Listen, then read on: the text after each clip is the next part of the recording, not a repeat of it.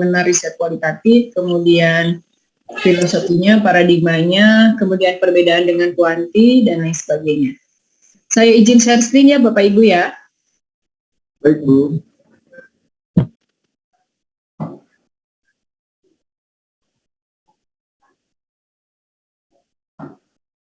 Sudah kelihatan Bapak Ibu? Ya, Bu. Ya, Bu.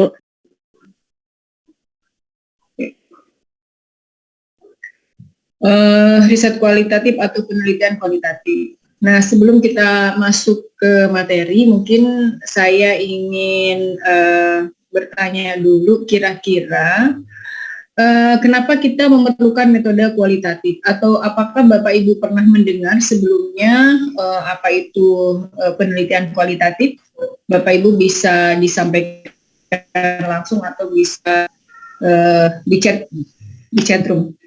Kira-kira sudah pernah mendengar belum kualitatif itu apa? Sudah, Bu. Sudah. Coba yang sudah barangkali bisa share ke teman-teman. Kualitatif itu apa? Metode kualitatif itu apa kira-kira?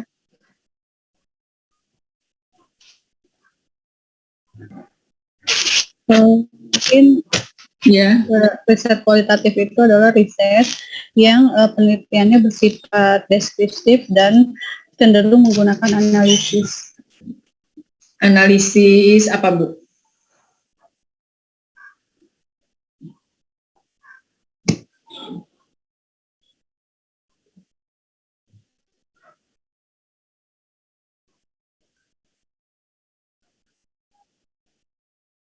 Analisis data atau analisis apa maksudnya?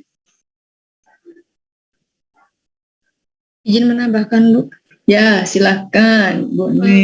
Penelitian kualitatif merupakan prosedur studi yang menghasilkan data deskriptif berupa kata-kata tertulis atau lisan dari orang-orang dan perilaku yang dapat diamati.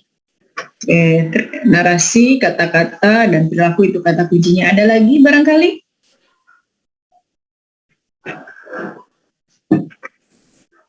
Oke, atau begini, saya kasih ilustrasi ya, Bapak Ibu. Nah, sekarang dari gambar ini, coba ada yang mau menyampaikan pendapat enggak? Kira-kira ini apa? Saya berpikir bahwa tidak semua orang memiliki pandangan dan persepsi yang sama, ya. Coba kira-kira ada yang mau berpendapat nggak? Ini apa sih sebetulnya kalau dikasih potret seperti ini? Barangkali ada yang bisa menyampaikan persepsi dari gambar ini. Ada yang mau mencoba? Bisa menjawab, Ibu. Silahkan. Mungkin di sini kalau gambaran saya melihat itu ada sebuah jembatan yang mana menghubungkan antara desa, yang dimana di sana sebagai alat transportasi penghubung antar desa tersebut, Ibu. Oke, ya itu pendapat siapa Bu? Mohon maaf disebutkan namanya biar kita kenal. Siapa Bu? Izin Ibu, saya Bu Desi Anggra ini, Bu. Oh ya, itu pendapatnya Bu Desi ya. Ada lagi yang mau berpendapat untuk gambar tersebut? Mungkin saya berpendapat ya Bu, ini adalah sebuah perkampungan, ya, perumahan di mana di perkampungan yang dimana terdiri dari beberapa objek, ya. Di sini ada objek hidup dan ada objek mati juga, dimana bisa kita observasi, ya, bisa kita lihat. Mungkin itu aja Bu. Baik. Ada lagi? Izin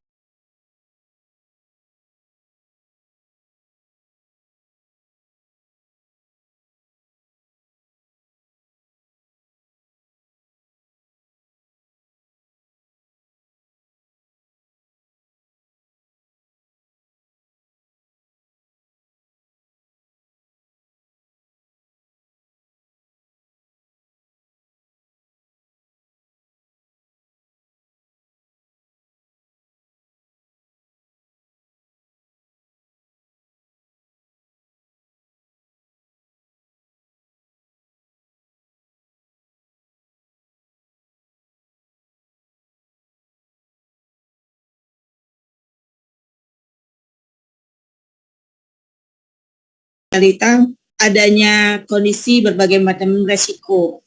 Oke. Persepsinya berbeda-beda ya Bu ya? Ya, persepsinya berbeda-beda, perspektif orang dengan cara memandang juga berbeda-beda walaupun dalam situasi yang sama. Itu yang akan kita pelajari di penelitian kualitatif. Sekarang ini, kira-kira ada yang memberikan pendapat nggak kalau melihat gambar ini?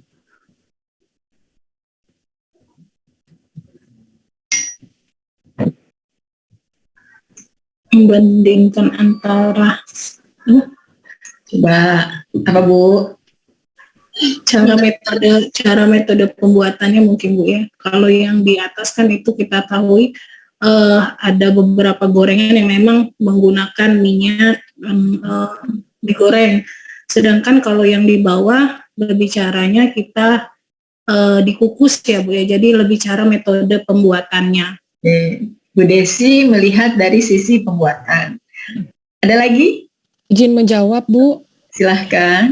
Kalau ini sih, kalau ada gorengan, ada yang berlemak, ada yang manis, dan ada yang merokok. Jadi ini mungkin, saya katakan mungkin ya, karena persepsi saya, faktor penyebab penyakit tidak menular.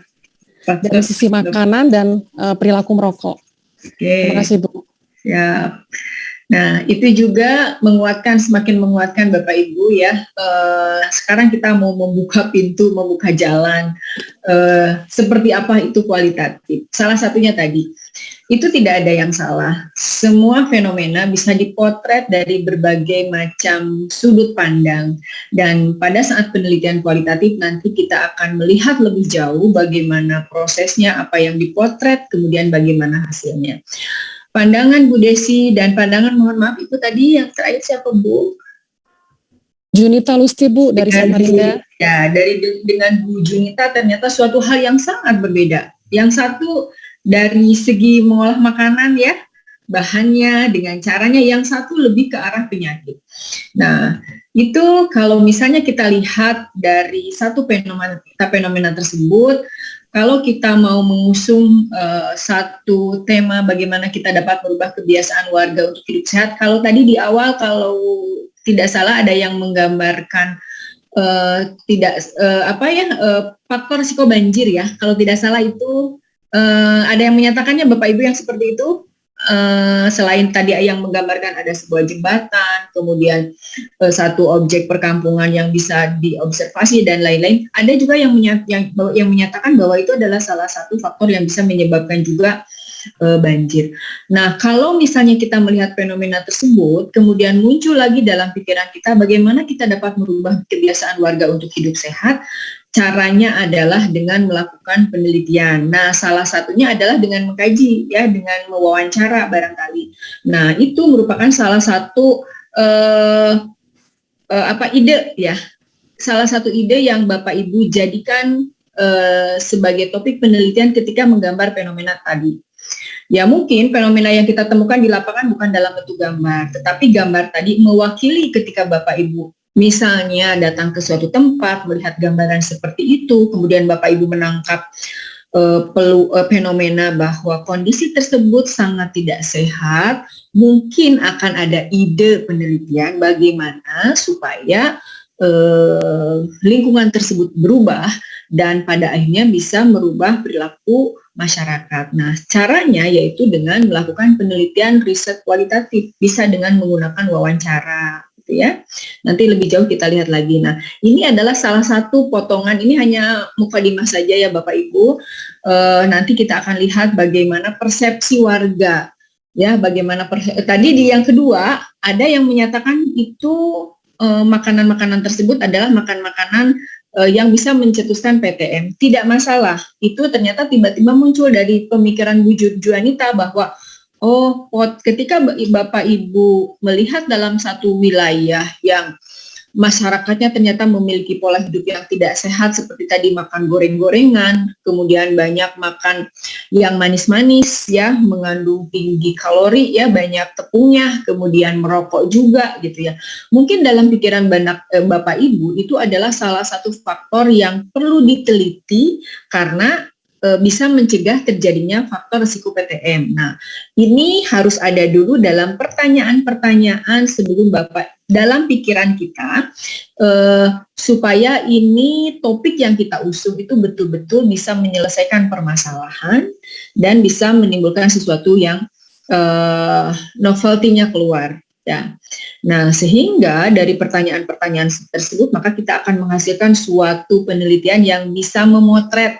Tadi di awal sekali saya mendengar ada pernyataan dari Bapak dari Ibu ya, kalau tidak salah, bahwa penelitian kualitatif itu adalah sebuah penelitian yang menggambarkan. Jadi ada betulnya apa yang tadi disampaikan oleh Bapak Ibu teman-teman di awal. Sekarang mari kita lihat filosofi, paradigma, kemudian kenapa penelitian ini perlu dilakukan.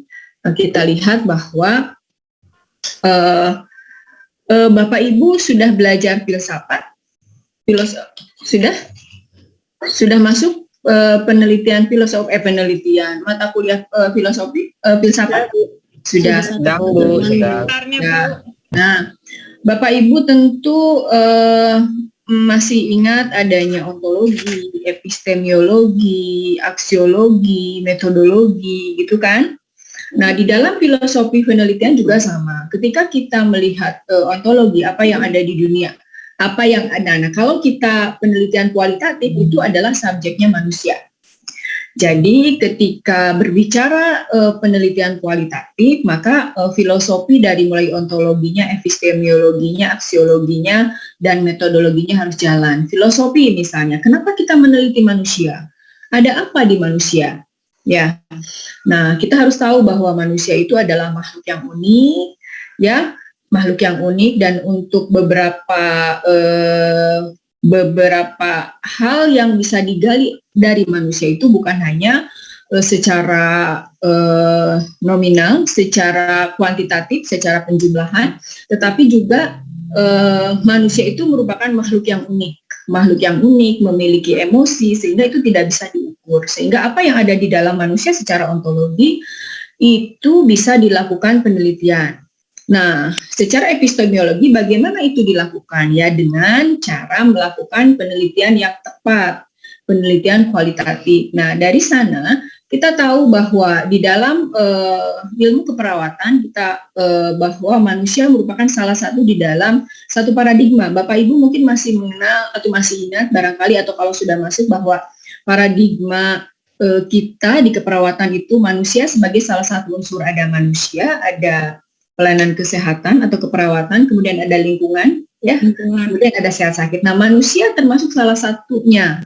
Nah, kenapa manusia? Nah, kita lihat tadi, manusia itu adalah unik, kemudian kompleks, kemudian dia bukan objek, ya, dan memiliki berbagai kebutuhan hidup, ya, diantaranya dihargai, kemudian dicintai sesama. Nah, poin-poin ini tidak bisa dikuantitatifkan. Ketika kita mau menggali perasaan, ketika kita mau menggali emosi, kemudian keunikan manusia, kekompleksan manusia, itu hanya bisa digali melalui metode yang tepat.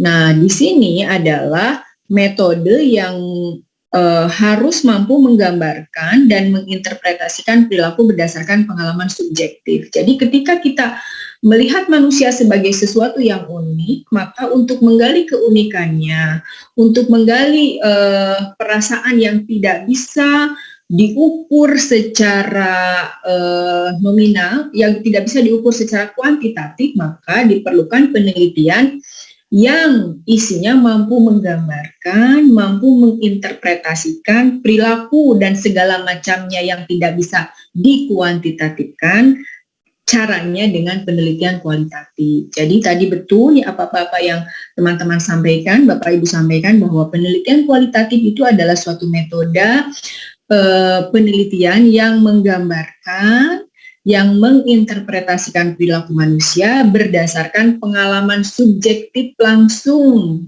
yang bersangkutan, yang dialami oleh manusia, gitu ya. Jadi ketika kita melakukan penelitian kualitatif, pada dasarnya kita melakukan penelitian based on pengalaman dari partisipan. Nah, selanjutnya, masih terkait dengan filosofi, dari sudut ontologi kita meyakini bahwa realitas merupakan sesuatu yang tunggal. Sebentar ya, merupakan sesuatu yang tunggal. Nah, di dalam penelitian, di dalam dunia penelitian ada dua hal yang perlu Bapak Ibu ketahui, diantaranya adalah pandangan positivisme. Yang satu lagi adalah pandangan terkait dengan konstruktif atau pandangan yang beraliran kualitatif. Nah, ini pandangan positivisme kalau kita lihat ketika isinya secara ontologi meyakini bahwa realitas itu merupakan suatu yang tunggal dan dapat dipecah-pecah untuk dipelajari, dipahami secara bebas. Kemudian objek yang diteliti bisa dieliminasikan dari objek-objek yang lainnya. Jadi maksudnya begini Bapak Ibu. Tadi di awal disampaikan bahwa dalam penelitian itu ada filosofinya. Nah, dalam filosofi penelitian itu ada yang namanya pandangan positivisme. Salah satunya pandangan positivisme itu meyakini bahwa realitas itu bisa dipecah, gitu ya. Nah, kalau Bapak Ibu membayangkan, tadi saya sampaikan bahwa pada penelitian kualitatif kita memandang manusia itu secara utuh, ya. Perasaannya menyatu, emosinya juga menyatu. Nah, kalau dari sudut ini, kira-kira menurut Bapak Ibu, ketika kita bisa melakukan atau pengukuran atau melakukan riset ke dalam bagian-bagian yang tidak bisa disatukan, taruh misalnya kita mau meneliti perilaku, kita potret pengetahuannya saja, kita potret sikapnya, kita potret psikomotornya. Menurut Bapak Ibu itu penelitian kuali atau kuanti? Atau penelitian yang variabelnya banyak?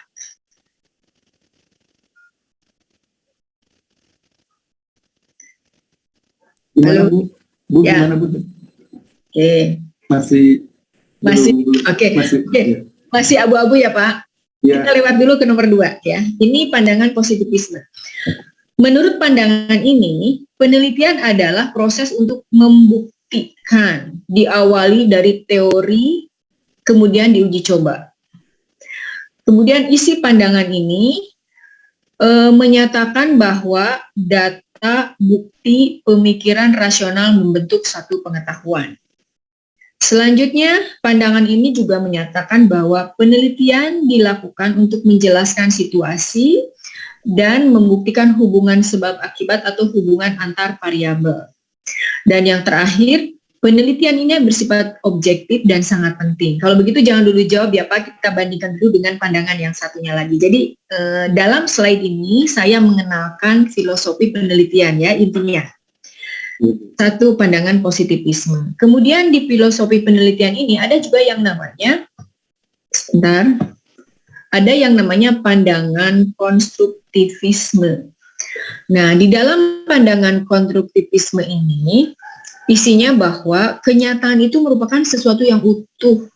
Oleh karena itu, objeknya harus dilihat dalam satu konteks yang natural, tidak dalam bentuk terpisah-pisah atau terfragmentasi. Nah, isi yang kedua, makna terbentuk dari manusia yang berinteraksi dengan dunia menurut interpretasi manusia. Pertanyaan terbuka, kemudian dia bebas mengekspresikan jawaban. Nah, yang ketiga, manusia berinteraksi dengan dunia dan memahaminya menurut perspektif historis dan sosial kualitatif yang berusaha memahami konteks partisipan, termasuk peneliti menginterpretasikan fakta menurut pengalaman. Dan yang terakhir, sumber utama pemaparan adalah yang terus-menerus timbul saat manusia berinteraksi. Nah, maksud saya ini hanya sebagai saya mencoba menyajikan ini kepada Bapak Ibu kira-kira ya sebelum kita tahu lebih dalam apa itu kualitatif. Menurut pandangan yang disajikan dua ini,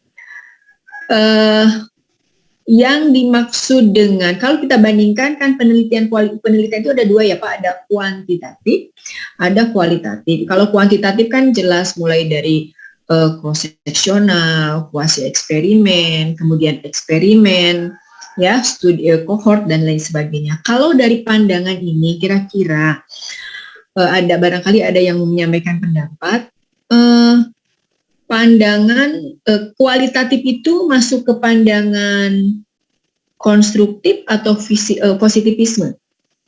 Konstruktivisme, Bu. Oke, baik.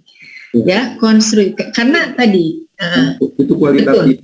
Betul. Kalau kuantitatif, pandangan yang pertama, Bu. Iya. Karena di situ ada hubungan antar variabel. Betul. Ya, karena kita mengenal di dalam kuantitatif itu ada variabel independen, dependen, dan ada variabel confounding di mana atau variabel perancu. Baik, betul apa yang disampaikan oleh Pak Yanto. Nah, ini hal-hal yang di garis merah itu merupakan keyword tadi ya, menjelaskan.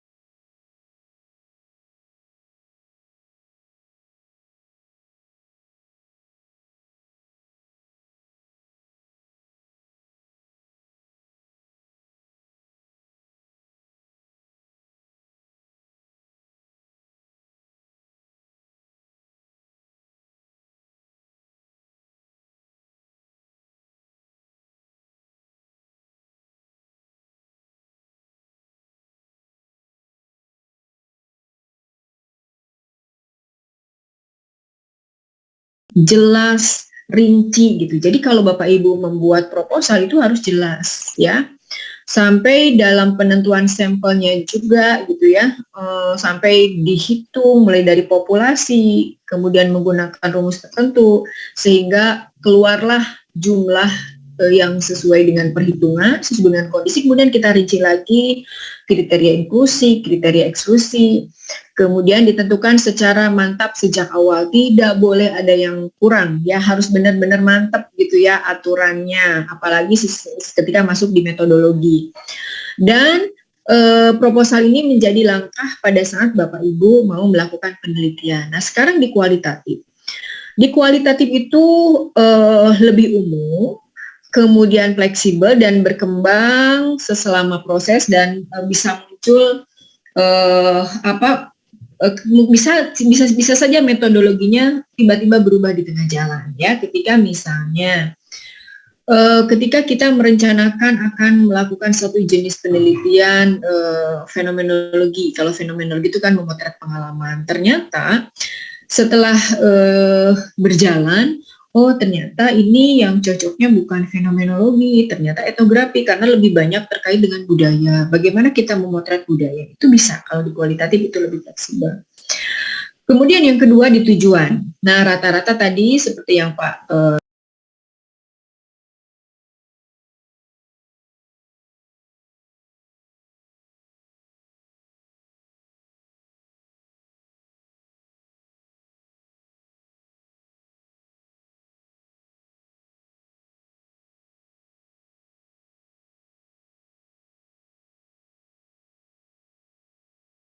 adalah mungkin menggambarkan realitas yang kompleks yang tadi saya sampaikan gitu ya. Kemudian memperoleh pemahaman makna dan bisa juga menemukan teori. ya. Jadi ketika ada hal-hal yang dirasa tidak jelas, ya, itu bisa dilakukan penelitian kualitatif terlebih dahulu, ya, untuk memperjelas, dan pada ujungnya ketika tidak jelas, teorinya belum ada, maka pada akhirnya bisa saja dari penelitian itu bisa memunculkan teori baru, ya. Biasanya jenis penelitiannya namanya grounded theory. Kemudian di teknik, nah Bapak Ibu di teknik mungkin di kuantitatif ada eksperimen, banyak ya, ada survei, kemudian ada memberikan kuesioner, kemudian ada observasi, ada wawancara. Nah untuk yang di penelitian kualitatif, metodologinya ada observasi ya, partisipan observasi, kemudian in-depth interview atau wawancara mendalam, atau juga bisa menggunakan triangulasi, bisa triangulasi sumber, bisa triangulasi metode, ya. Jadi triangulasi sumber itu misalnya partisipannya kalau rata-rata di teknik penelitian kuantitatif kan biasanya homogen ya.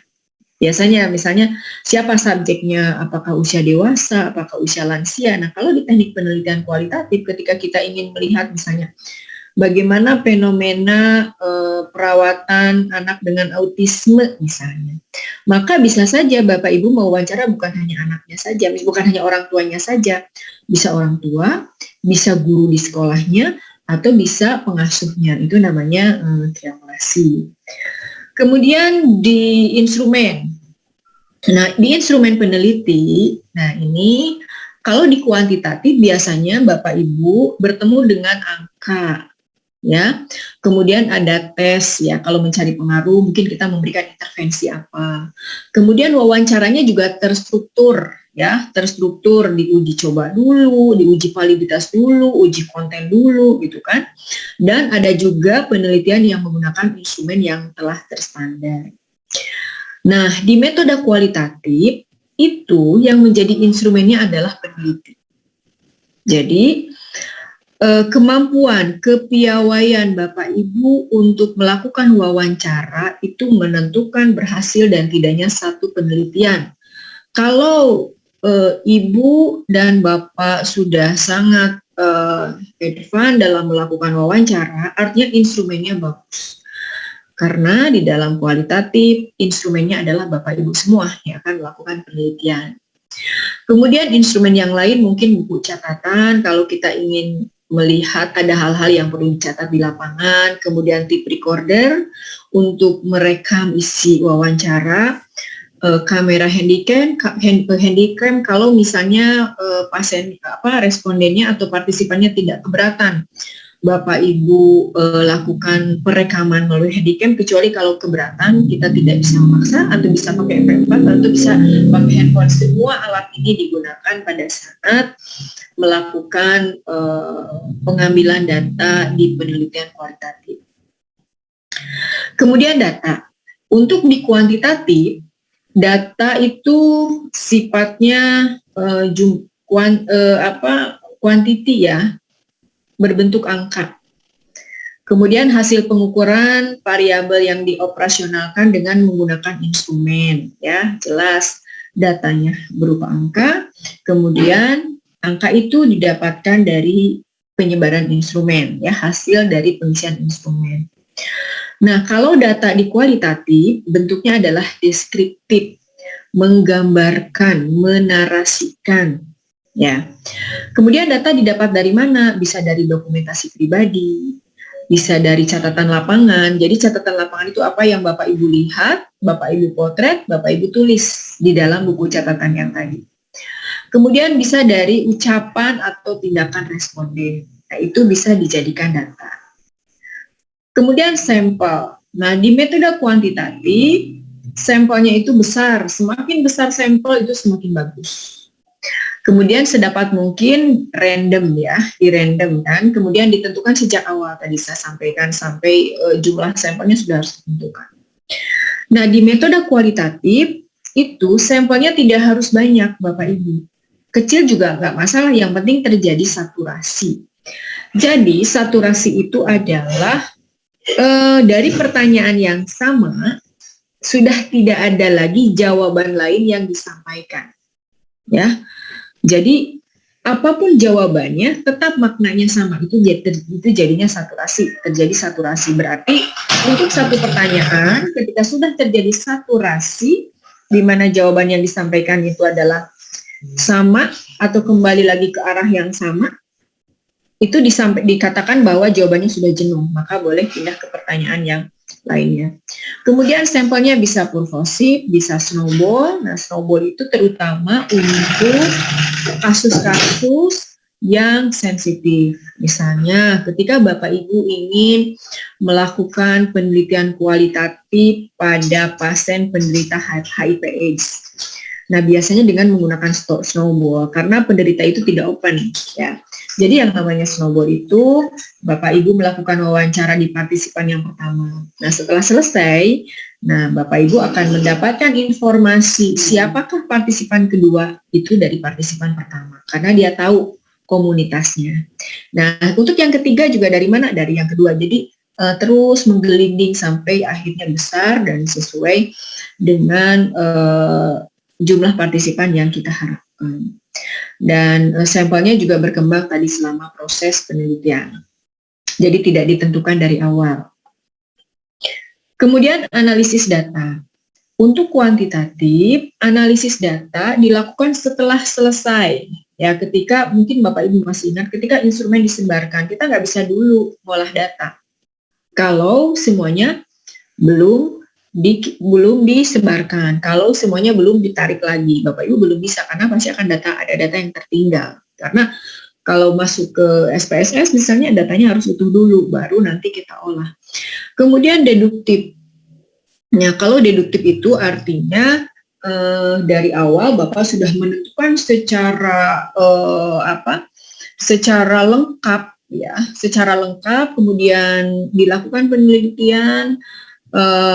Sehingga di akhir Bapak bisa menghasilkan satu data yang lebih spesifik, ya, yang lebih spesifik sesuai dengan jenis pengolahan data yang Bapak lakukan, gitu ya.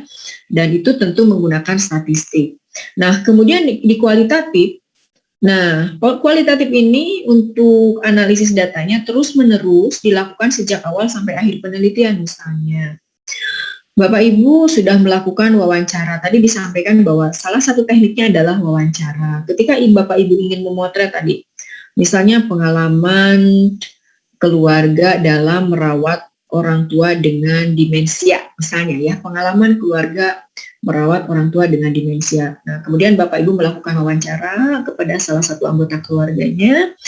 Nah, setelah selesai wawancara, itu langsung Bapak Ibu analisis. Jadi langsung dibuka rekamannya, dengarkan, kemudian dibikin transkrip, dibikin perbatinnya. Itu untuk dilakukan analisis data. Jadi analisis data dilakukan berproses, tidak digebut di akhir, gitu ya. Karena penentuan berhenti dan tidaknya, selesai dan tidaknya pengambilan data itu berdasarkan hasil dari wawancara tadi. Nah, selanjutnya terkait dengan hubungan dengan responden. Kalau di kuantitatif hubungannya berjarak, bahkan Bapak Ibu bisa saja tidak kontak. Instrumen bisa Bapak Ibu titipkan kepada enumerator, ya, atau misalnya kalau Bapak Ibu meneliti di rumah sakit, instrumennya bisa dititip di perawat. Kalau misalnya di masyarakat bisa dititip di pegawai puskesmas, misalnya. Jadi Bapak Ibu bisa tidak ketemu. Nah, kadangkala ada perasaan peneliti pada posisi itu menjadi lebih tinggi posisinya, kan? Misalnya ketika Bapak Ibu meneliti masyarakat, kemudian enumeratornya yang penyebarnya adalah perawat puskesmas dengan level pendidikan D3 misalnya, atau dibantu oleh kader, pasti ada rasa bahwa leveling Ibu, Bapak bersama dengan responden itu berbeda. Kemudian jangkanya jangka pendek, ya, Bapak Ibu bisa hanya kalau menyebarkan instrumen saya yakin tidak panjang, jangka waktunya tidak panjang, seminggu juga kalau misalnya instrumennya tidak banyak itu pasti balik lagi. Nah, kalau di kualitatif itu hubungannya harus sangat akrab, harus trust, karena tadi disampaikan Bapak Ibu adalah instrumen peneliti, ya. Jadi instrumennya ada di Bapak Ibu. keberhasilan ditentukan oleh Bapak Ibu. Bagaimana Bapak Ibu membina hubungan, bagaimana Bapak Ibu mendapatkan informasi, itu ditentukan sejak awal. Jadi kedudukannya juga harus sama. Ya, tidak ada yang lebih tinggi atau tidak ada yang lebih rendah.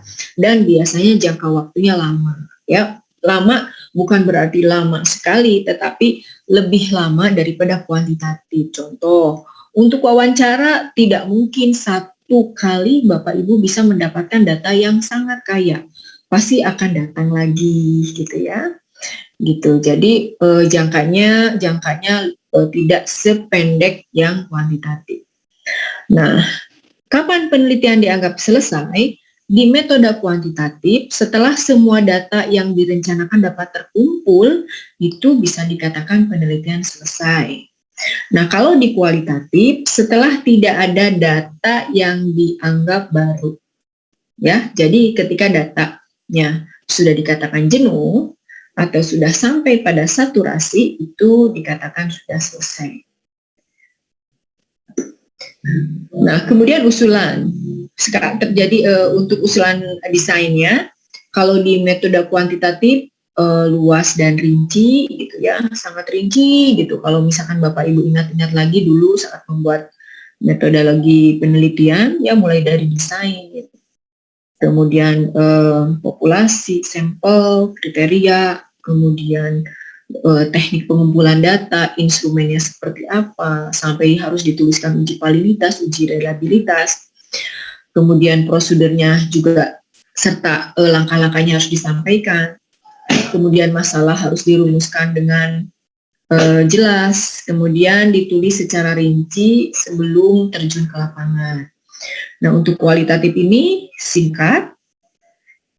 Kemudian literatur yang digunakan juga bersifat sementara, bukan yang utama, karena tadi kita sampaikan sebelum Bapak Ibu terjun ke lapangan bisa saja tiba-tiba berubah metodologinya, gitu ya. Arahnya dari etnografi misalkan berubah menjadi fenomenologi atau sebaliknya, gitu ya.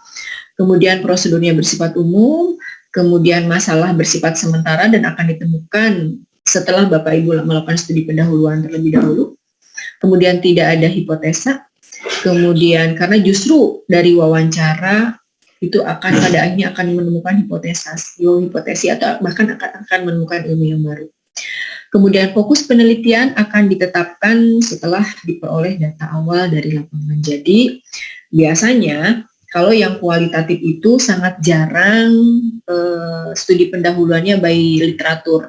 Jadi harus turun dulu ya, preliminary study dulu Bapak Ibu ke lapangan, baru yakin kita mau menggunakan metodologi apa. Nah, kemudian ini salah tempat ya Bapak Ibu, mohon maaf. Ini untuk yang ini validitasnya untuk kualitatif. Ini kalau di kuantitatif itu sudah biasa ya. Untuk instrumen itu ada uji validitas, ada uji reliabilitas untuk menyatakan bahwa instrumen yang Bapak Ibu lakukan itu sudah absah ya, sudah yakin, sudah siap untuk disebarkan, gitu kan.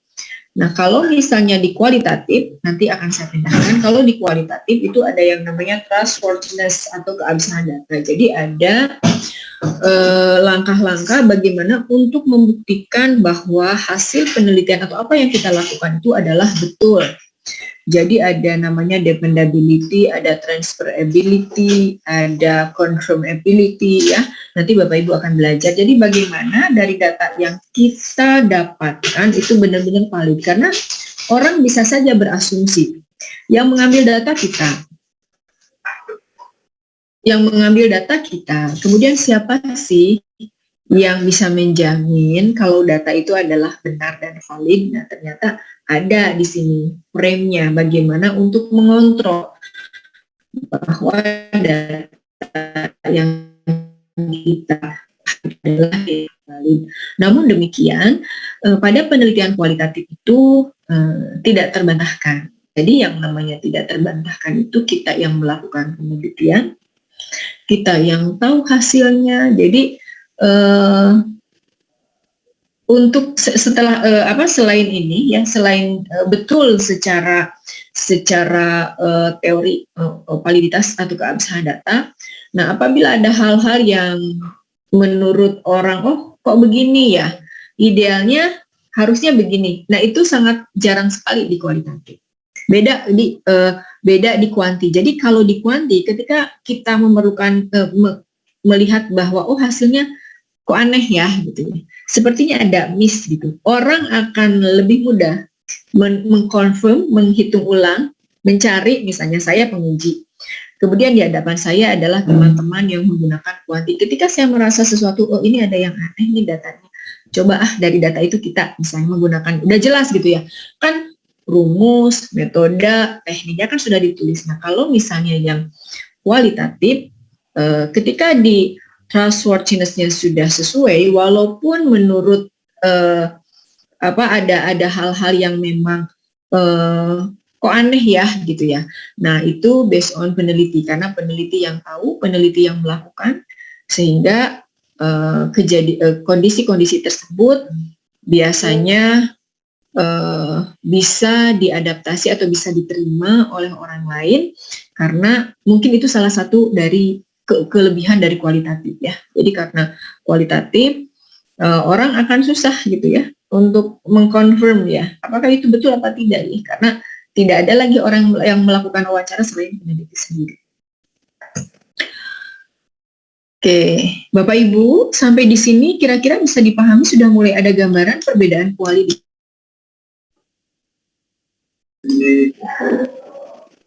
Sudah Bu, sudah ya, mudah-mudahan sedikit-sedikit ya Bapak Ibu ya, kalau ini memang sesuatu yang baru kita sama-sama belajar step by step. Nah sekarang kita lihat bagaimana pathway-nya ya. Kalau yang kuanti ini Bapak Ibu, pertama identifikasi masalah, kemudian biasanya ada pernyataan hipotesa, ya biasanya harus hasilnya itu ada hipotesis, kemudian baru mengumpulkan data, analisis data, kemudian kita laporkan. Ini yang umum, sangat umum sekali di kuanti. Nah untuk yang di kuali ya, pertama sama mengidentifikasi masalah. Nah kemudian ini tidak ada hipotesa di awal seperti yang tadi kita sampaikan. Jadi setelah identifikasi masalah langsung pengumpulan data.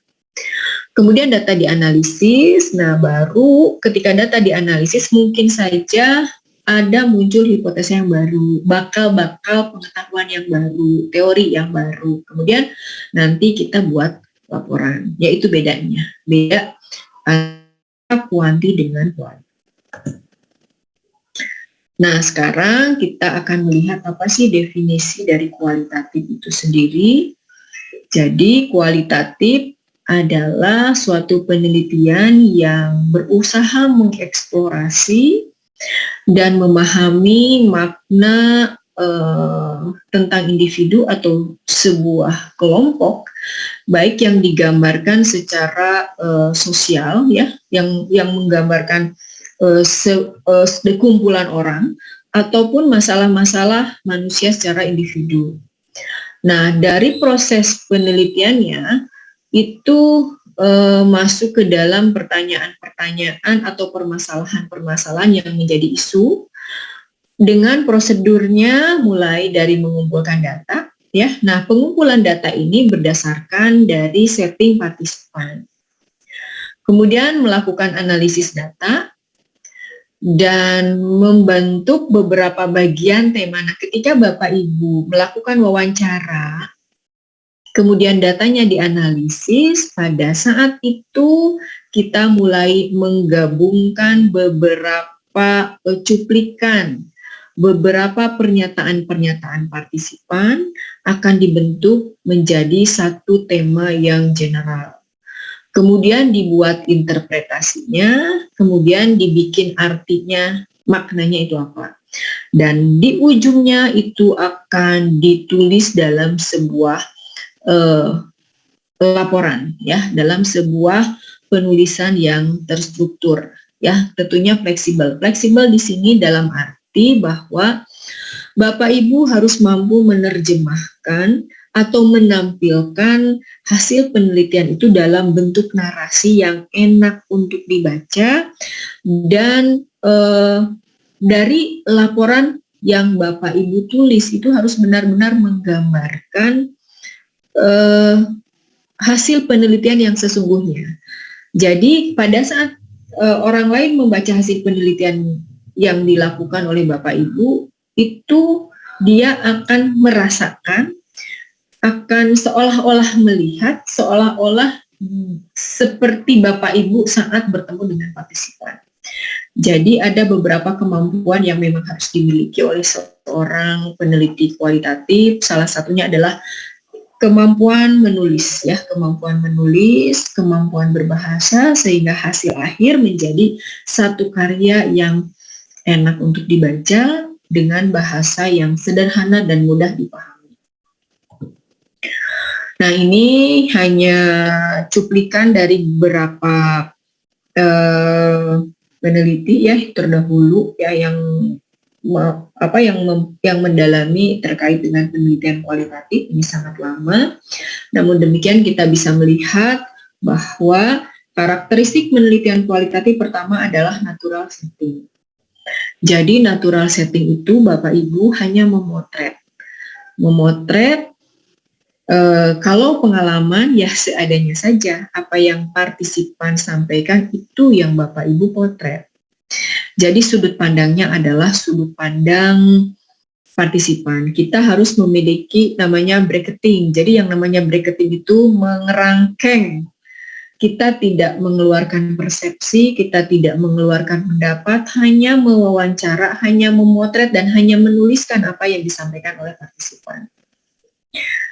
Nah, ketika mengatakan bahwa kualitatif itu adalah natural setting, maka semua pakar mengatakan ya, kualitatif itu adalah natural setting. Yang kedua, researcher as a key instrument of data collection. Jadi di sini Bapak Ibu kalau mau meneliti kualitatif, Bapak Ibulah instrumennya. Selanjutnya, data dikumpulkan,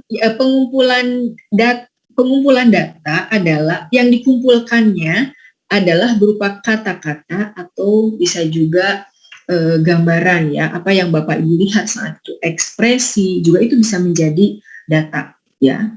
Kemudian outcome-nya itu diproses daripada hasil. Tadi kita sampaikan di awal, sebelumnya saya sampaikan bahwa penelitian kualitatif itu lebih menekankan pada proses, bahkan penentuan banyak dan tidaknya jumlah partisipan itu based on proses gitu ya. Jadi tidak ditentukan di akhir gitu ya. Nah, kemudian analisis data secara induktif ya. Tadi jadi yang namanya secara induktif itu Bapak Ibu bisa bayangkan data diambil berdasarkan wawancara, gitu kan? Jadi itu merupakan bagian-bagian kecil dari mulai kata per kata, Bapak Ibu nanti sambungkan menjadi suatu kategori, menjadi satu tema, menjadi satu narasi yang lebih besar. Jadi yang namanya induktif itu bermula dari hal-hal kecil dan menghasilkan sesuatu yang besar. Kemudian fokus pada partisipan. Tadi disampaikan perspektifnya adalah perspektif partisipan, bukan perspektif peneliti. Menggunakan expressive language, jadi verbalnya juga main gitu ya. Jadi hal-hal yang bukan hanya non verbal, maksudnya bukan hanya ya kata-kata yang diucapkan saja yang bisa menjadi data, tetapi ekspresi juga itu menjadi data. Maksudnya begini, nah ketika Bapak Ibu misalnya mewawancara responden, ternyata kok berbeda, dia mengatakan sedih tetapi sambil tertawa. Itu ekspresif yang harus dikonfirmasi. Ya, jadi dalam kualitatif, ekspresi dalam berbahasa itu menjadi hal yang perlu diperhatikan, karena itu akan menjadi sesuatu hal yang memang berpengaruh terhadap hasil. Kemudian persuasion by reason. Jadi bagaimana kedekatan Bapak Ibu, bagaimana kedekatan peneliti dengan responden itu juga menentukan kemudahan Bapak Ibu dalam melaksanakan penelitian kualitatif.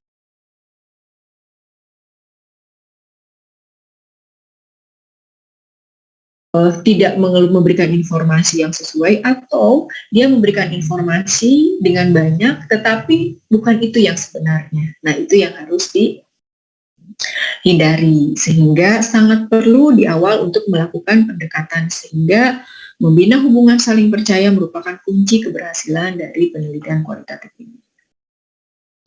Tadi disampaikan bahwa kedekatan itu sangat penting. So, karakteristik penelitian kualitatif itu seperti apa sih? Nah, kita lihat karakteristik penelitian kualitatif. Pertama tadi fleksibel, ya. Fleksibel artinya mulai dari dari usulan proposal juga tidak terlalu mengikat, gitu kan? Kita bikin secara umum, kecuali setelah Bapak Ibu proposal awal, kemudian Bapak Ibu bisa lakukan studi pendahuluan, tiba-tiba akhirnya berubah metodologi, misalnya, itu masih memungkinkan. Kemudian menggambarkan kualitas holistik dan komprehensif, tadi sesuai dengan filosofi konstruktivisme bahwa kualitatif itu adalah holistik, tidak bisa kita mengukur hanya bagian-bagian dari tubuh kita, dari bagian-bagian yang ada di diri kita. Itu tidak bisa kalau seperti kuantitatif yang hanya berbagai variabel saja yang dipotret. Kalau yang kuali itu harus utuh. Kemudian suasananya natural, tidak dibuat-buat, hanya memotret yang asli gitu ya, yang natural.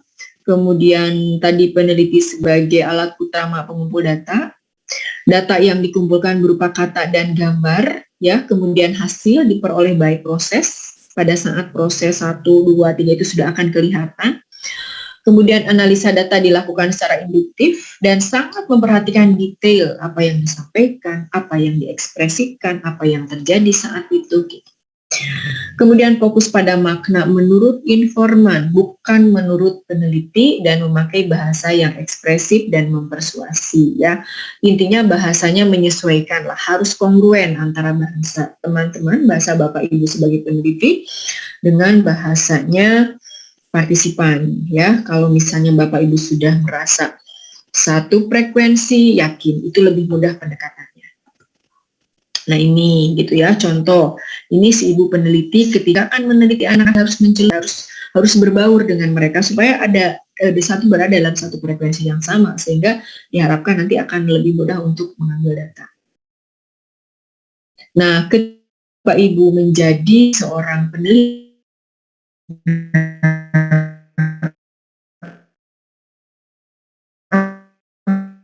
tidak bisa diwakilkan.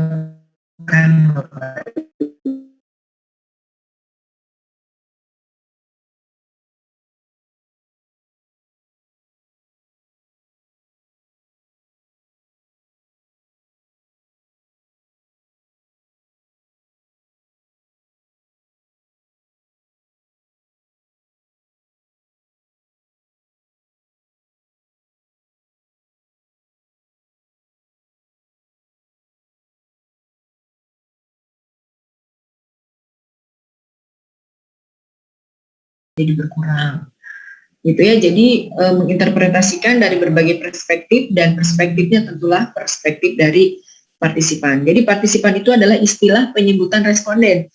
Kalau di kuanti itu biasanya dikenal dengan istilah responden. Nah, kalau di kualitatif istilahnya itu biasanya adalah partisipan. Kemudian menuliskan kajian secara lengkap untuk menggambarkan berbagai perspektif penelitian dan menjelaskan hasil penelitian, dan berpartisipasi dalam penelitian dengan desain yang mungkin saja berubah. Tadi sudah disampaikan, berubah sesuai dengan kondisi di lapangan.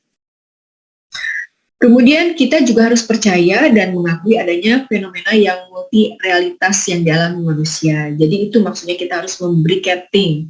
Kita harus percaya apapun yang disampaikan, bukan percaya, kita harus mampu menerima itu apa yang disampaikan oleh partisipan, karena tiap orang itu berbeda. Sebagai contoh tadi Bapak Ibu bisa lihat di awal, dari satu gambar yang sama ternyata orang bisa menyampaikan multi tafsir, multi persepsi. Nah, dari sana saya ingin membawa Bapak Ibu semua bahwa kalau nanti melakukan kualitatif, apapun yang disampaikan oleh partisipan, kita harus bisa menerima gitu ya.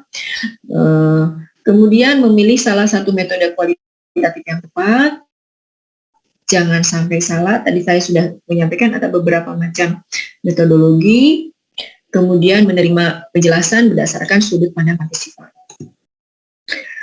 Kemudian melakukan penelitian berdasarkan konteks yang alamiah, memotret, natural, itu salah satu ciri dari kualitatif. Kemudian membutuhkan immerse. Nah, jadi immerse itu Bapak Ibu mencelup. Yang namanya mencelup itu menyatu dengan mereka. Yang tadi contohnya, ketika ibu-ibu mau meneliti anak gelandangan, anak jalanan, mau tidak mau dia harus turun, tidak boleh ada jarak, harus benar-benar mencelup ya, intinya masuk di dalamnya. Nah, kemudian pada saat menulis laporan, ditulis dalam bentuk tulisan yang isinya betul-betul berasal dari cerita partisipan. Nah, bagaimana prinsip pengumpulan data? Pertama, kalau untuk mendapatkan data yang sangat kaya, pertanyaannya harus terbuka. Jadi tidak boleh pertanyaan ada ya dan tidak. Jadi mengapa, bagaimana, apakah gitu ya. Jadi itu nanti akan banyak informasi yang didapatkan. Kemudian kemampuan Bapak Ibu dalam mendengarkan secara aktif juga di sini sangat diperlukan karena metodologinya adalah wawancara, jadi kemampuan untuk mengeksplorasi dan mendengarkan itu sangat penting di sini. Kita tidak bisa tadi memotong pembicaraan, mendominasi gitu. Jadi lebih banyak mendengarkan, kemudian tadi mengeksplorasi dan menghindari merasa tahu segalanya. Itu yang maksud saya bracketing. Dikerangkeng dulu pemikiran kita. Karena kita hanya memotret apa yang partisipan sampaikan. Kemudian perubahan pertanyaan sesuai dengan perubahan pemahaman akan laporan. Mungkin saja, walaupun kita sudah membuat nih list pertanyaan, tetapi pertanyaan itu tidak kaku. Saya sampaikan tadi bahwa kualitatif itu adalah fleksibel.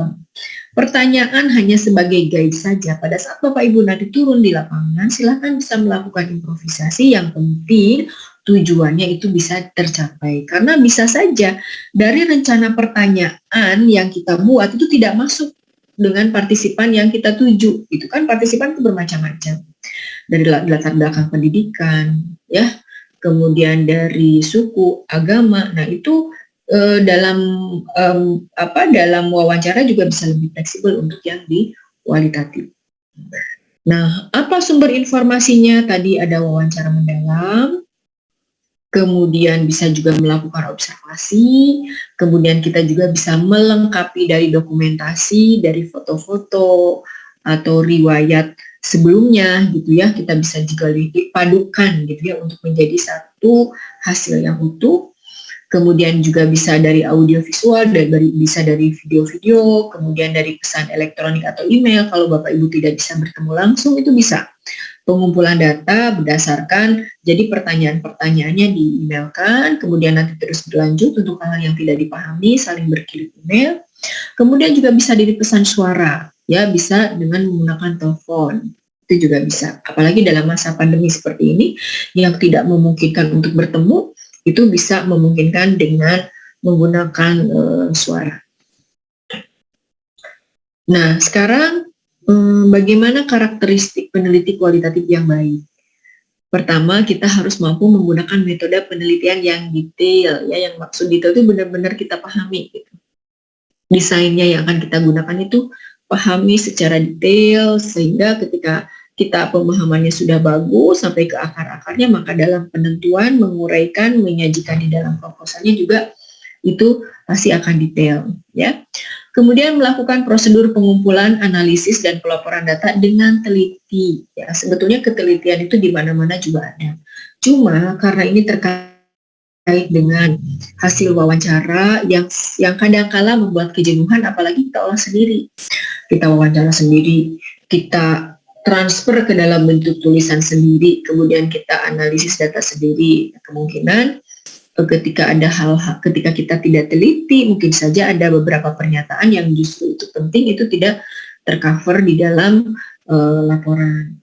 Nah, selanjutnya mendesain penelitian itu harus sesuai dengan karakteristik kualitatif, ya. Di sini peneliti sebagai instrumen dan fokus pada pandangan partisipan. Dan mulailah dengan sebuah fokus penelitian. Nah, Bapak Ibu pada saat mau mengangkat satu penelitian, fokuskan dulu temanya. Yang lebih baik dan lebih mudah itu adalah tema-tema yang ada di sekeliling Bapak Ibu, yang sesuai dengan area Bapak Ibu tempat bekerja, sehingga akan memudahkan Bapak Ibu untuk memfokuskan penelitian, kemudian melakukannya, dan tentunya hasilnya akan sesuai dengan harapan daripada Bapak Ibu meneliti sesuatu yang memang bukan di areanya. Kemudian penulisan persuasif sehingga pembaca merasakan apa yang dirasakan oleh partisipan, seperti yang tadi saya sampaikan. Jadi kemampuan kepiawaian Bapak Ibu dalam menuangkan kata-kata dalam bentuk tulisan itu sangat diperlukan. Kemudian menganalisis data dengan mengelompokkan ide-ide yang muncul dari penelitian. Ya, jadi kalau menganalisis data di kualitatif itu, kita akan membuat pola-pola, membuat menjadi satu tema, menjadi satu kategori, sehingga pada akhirnya menjadi satu buah narasi.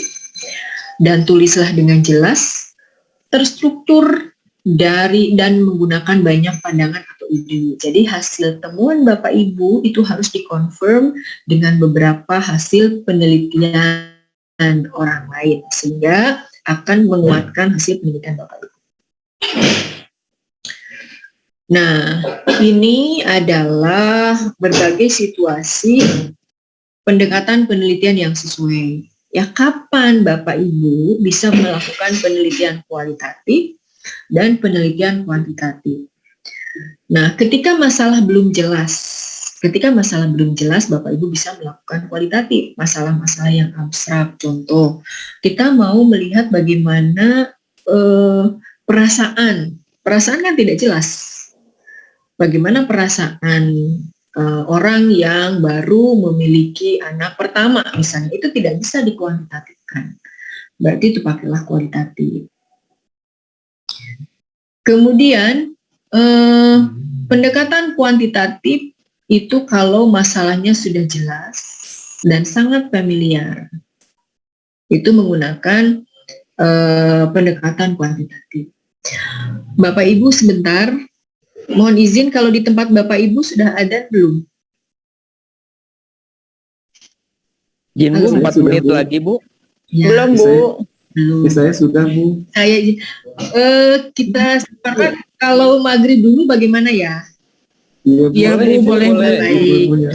Oke, kita maghrib dulu dan kita kumpul lagi kembali lagi ke Zoom jam berapa ya? Sholatnya berapa menit Bapak Ibu? Kalau sudah 15 kali Bu. Baik. Berarti jam 18.15 ya Bu. Jam 18 pas. Baik, kalau begitu kita jeda dulu ya Bapak Ibu. Selamat menunaikan sholat maghrib. Baik Bu. Baik Bu, terima kasih. Terima kasih Bu. Terima kasih Bu.